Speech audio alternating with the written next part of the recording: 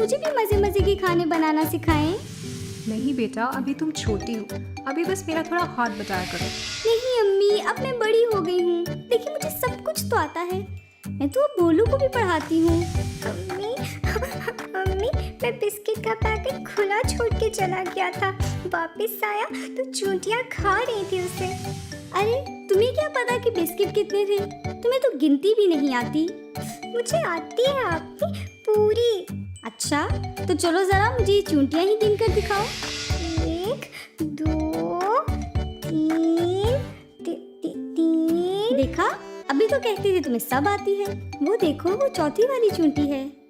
हाँ 4 और वो एक और आ गई 5। वो जो किताब के आखिर में आ रही है, अब कितनी हुई? नहीं पता।